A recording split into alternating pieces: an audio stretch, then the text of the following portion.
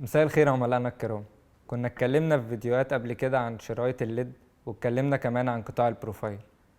هنتكلم المرة دي عن الباور سبلاي. معاكم عادل سعيد، شركة لامبس لايت. وأول حاجة حابين نتكلم عليها في الباور سبلاي هي أنواعه. الباور سبلاي بيجي بثلاث أشكال. الشكل الأولاني بيكون زي ده، باور سبلاي عادي جدا، وده بيكون موجود من أول 100 واط أو 8 أمبير لحد 400 واط، وده بيكون حوالي 33 أمبير.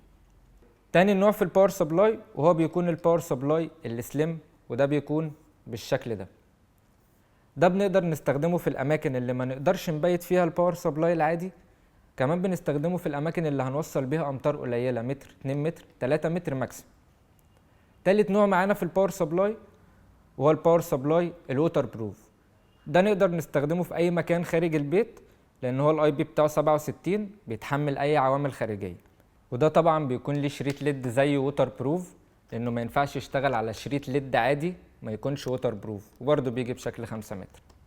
تاني حاجة في الباور سبلاي، ازاي تحسب استطاعة الباور سبلاي على حسب الليد اللي حضرتك هتركبه.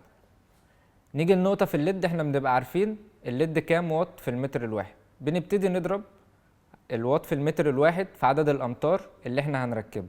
على سبيل المثال هنركب بكرة فيها 20 واط في المتر الواحد، والبكرة بتكون 5 متر، 5 في 20 هيدينا 100 واط في الآخر. 100 واط نبتدي نشوف لهم ايه الترانس اللي هيوازي ال 100 واط.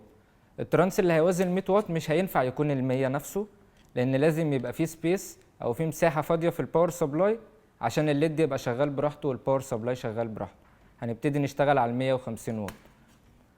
آخر حاجة في الباور سبلاي إن هو بيحتوي على دايرة حماية مكثفة قوية جدا جدا جدا، لذلك بنوفر لحضراتكم ضمان 3 سنين على كل الباور سبلاي.